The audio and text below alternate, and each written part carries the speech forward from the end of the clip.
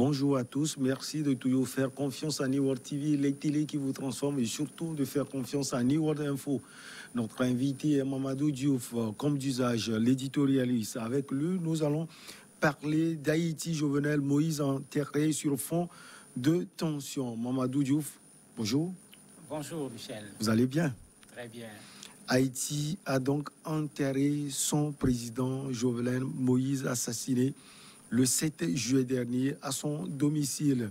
Les funérailles ont eu lieu à Cap-Haïtien, dans le nord du pays, où il était natif en présence des ministres, des politiques et des diplomates, dans une atmosphère tendue. Mamadou, on dit, c'est le 5e chef d'État originaire du Nord à avoir été tué à l'Ouest, d'où la tension à Cap-Haïtien. Il ne faut pas en faire un problème d'Est ou d'Ouest. Je crois qu'il faut regarder Haïti, le pays comme il est. Il ne faut pas qu'on oublie surtout que c'est le pays de Jean-Claude Duvalier. Parce que pour ceux qui ont un certain âge, qui se rappellent de cette époque, Duvalier, les tontons Macoute, les manifestations et tout un tas de choses, en fait, les Haïtiens sont en train de payer ce qu'on pourrait appeler le prix de l'instabilité. Quand on demande à ce que dans un pays, qu'il y ait des institutions de façon forte, pour que les gens passent et que les institutions restent, c'est cela que ça signifie. Il ne faut pas que le pouvoir se prenne par des assassinats, par des coups d'État, par des insurrections. Ce n'est pas la voie normale pour un pays qui a des institutions qui sont des institutions fortes. Malheureusement, ce n'est pas le cas de Haïti. L'instabilité ne date pas de Jovenel Moïse. Il est victime d'une instabilité qui était là. Et malheureusement, il faut qu'on le dise, bien qu'il ne soit plus là, lui-même, il était dans ce système d'instabilité. Parce qu'on l'accuse d'appartenir lui-même à des gangs, à des groupes organisés. Et c'est à travers ces groupes organisés qu'il est parvenu au niveau du pouvoir. Maintenant, c'est vrai, il y a cette coïncidence, tous ces présidents viennent du même endroit. C'est un discours, à mon avis, dangereux. Parce qu'en plus de l'instabilité, il ne faut pas qu'on amène les gens à se battre parce que nous sommes de l'Est, vous êtes du Sud, ou bien nous sommes du Nord, ou bien nous sommes de l'Est. Parce que ceux qui s'en sont pris à lui, ceux qui manifestaient dans la rue contre le président Juvenal, je ne suis pas sûr que tous ces gens-là ne faisaient pas partie du lieu où il est né. Quand il faut faire la part des choses ici, le mécontentement des Haïtiens n'était pas un mécontentement régional ou bien départemental, c'est l'ensemble des Haïtiens qui n'étaient pas satisfaits de ce que ce président était en train de faire, bien que, il ne faut pas qu'on l'oublie, aucun président ne peut en un mandat venir trouver un pays dans des problèmes et le faire sortir dans des problèmes. Ceux qui y croient pendant la campagne électorale, ils n'ont qu'à s'apprendre à eux-mêmes. Mais Mamadou, lors des obsèques au nord du pays, à Cap-Haïtien, on a vu des jeunes qui se sont dressés contre les délégations venues de l'Ouest. Mais tout à fait. C'est pourquoi j'ai dit qu'il faut qu'on fasse attention à ce jeu. On a tué un président de la République, c'est suffisamment grave dans un pays. Parce que ça, il faut le dire clairement. Même si les gens sont mécontents, même si les gens ne sont pas d'accord avec ce qu'il fait, la règle, ce n'est pas de tuer le président de la République. On voit la preuve actuellement avec ce que ça induit comme instabilité. Ça devient encore maintenant plus grave quand pour le moment, aucune enquête n'a donné aucune preuve et l'on commence à considérer que ce sont ceux de l'Ouest qui l'ont certainement tué ou bien ce sont ceux de l'Est qui l'ont certainement tué au point que quand ces gens-là viennent à des funérailles nationales, parce que c'était ça. Quand on dit national, c'est l'ensemble du pays, qu'on veuille dire à ces gens, vous n'avez rien à faire ici, c'est vous qui l'avez tué, où est la preuve? La commission d'enquête a fini son travail, on a désigné les accusés, non.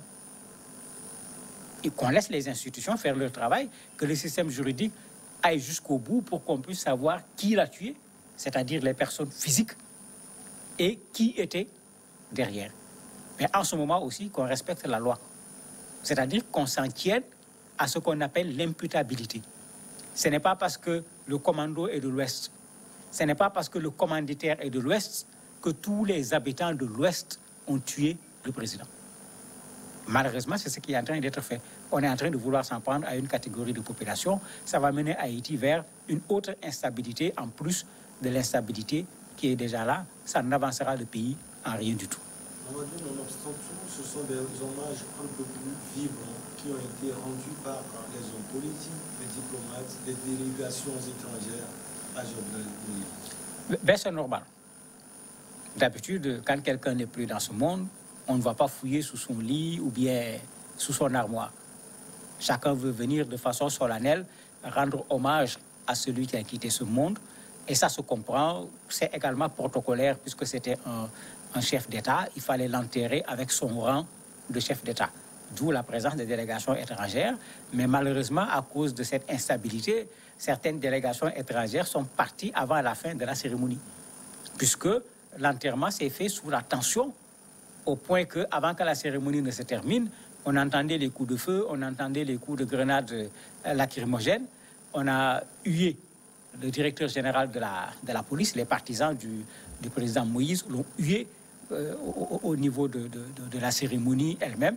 Donc, un peu ces délégations étrangères, à un certain moment, se demandaient, mais nous, on était venus pour quelque chose de solennel, on était venus pour des obsèques, on pensait qu'au moins, pendant ce moment, on va oublier les adversités, on va oublier les combats pour lui rendre ne serait-ce que son dernier hommage avant d'aller régler un certain nombre de comptes.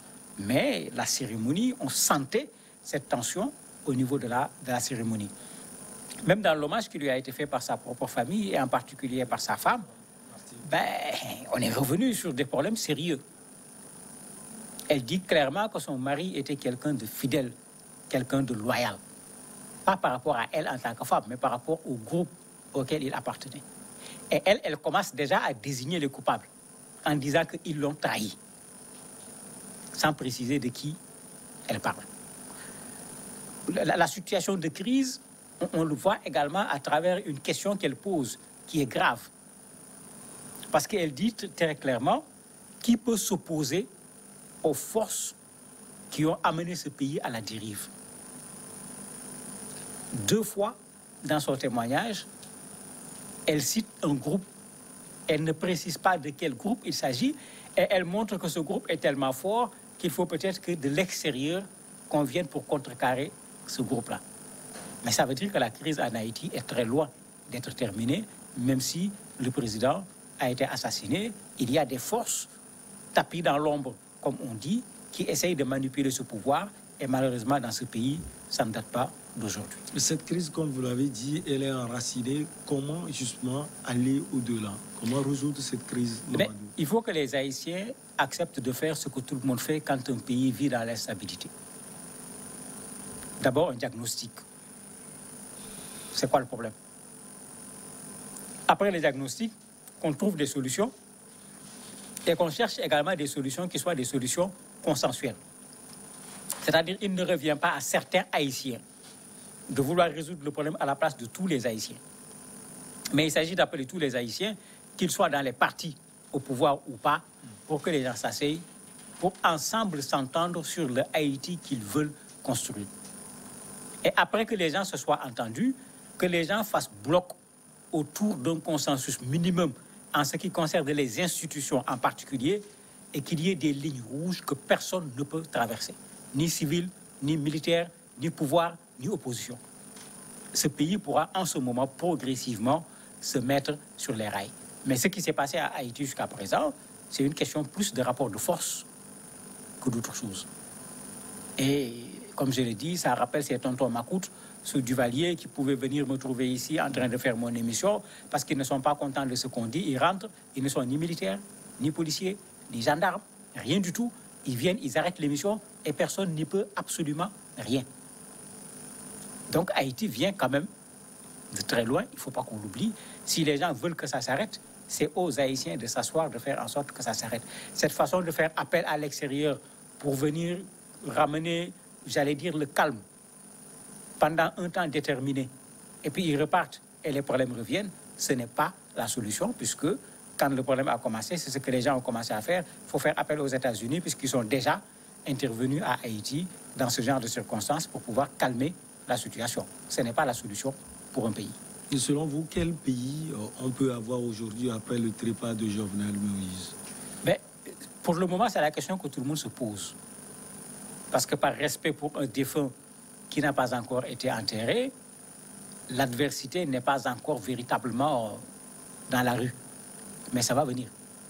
Et n'oublions pas que, à côté de son assassinat, une chose qui n'est pas encore réglée, de son vivant, pendant qu'il était président de la République, il y a eu énormément de manifestations de la part des Haïtiens qui montraient leur mécontentement par rapport à la façon dont il gérait le pouvoir.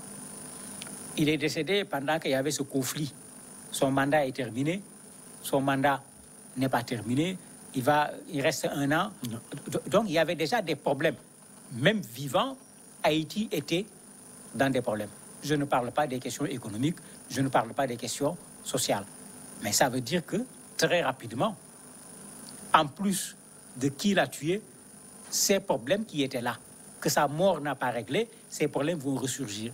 Et c'est pourquoi il faut que les Haïtiens acceptent de se ressaisir s'ils ne veulent pas mettre leur pays tout simplement par terre. Aidez-moi par votre analyse, cher Diouf, à voir les propos du père Robert Charles qui dit « Y a-t-il encore des hommes et des femmes dans les pays capables de défier la complicité des forces et pourtant qui ont conduit à la ruine du pays ?» Tout à fait.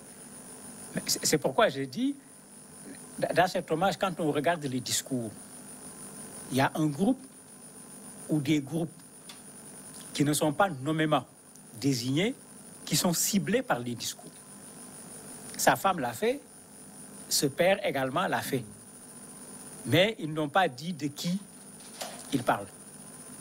Mais c'est la lutte du pouvoir dans ce pays depuis fort longtemps qui se fait entre des forces qui sont plutôt tapies dans l'ombre.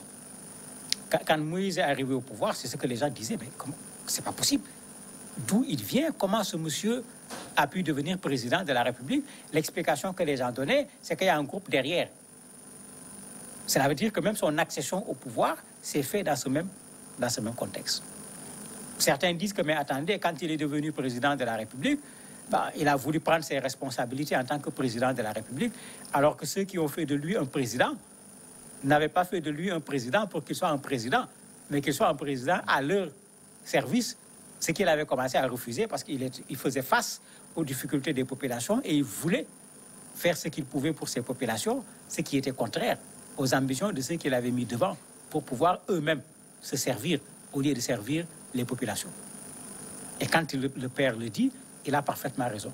Vous avez toutes ces forces, je dirais occultes, pas dans le sens de la magie, mais qu'on ne voit pas, qui sont dans l'ombre, qui sont là, qui se battent pour le pouvoir et qui sont capables de tout, y compris ce qu'on vient de voir, l'assassinat d'un président, qui n'est malheureusement pas une chose nouvelle au niveau de Haïti. Il faut pouvoir, comme le père l'a dit, arrêter cela. Mais qui pour le faire? Et moi, je crois que le qui, c'est le peuple haïtien. Il a raison. Il va être difficile que quelqu'un se lève pour dire « je vais le faire ». Vous le voyez transcender les réalités, le peuple haïtien aussi divisé? S'il y a une personne assez neutre pour appeler les gens à la raison, pour créer un consensus, cela sera possible. Mais si on raisonne comme ce qui a été fait au niveau des funérailles, vous habitez dans telle zone, c'est vous qui avez tué le président, vous n'avez même pas le droit de venir présenter des condoléances. Si on laisse ces groupes obscurs s'organiser pour mettre encore quelqu'un au pouvoir, c'est dommage, mais Haïti va continuer dans l'instabilité. Puisque c'est ça la source de cette instabilité qui a abouti à l'assassinat du président. Si on fait les mêmes choses, mais il est clair que les mêmes causes vont produire encore les mêmes conséquences. Merci à vous, Mamadou Diouf. On va marquer juste une petite pause et on revient avec l'invité du jour.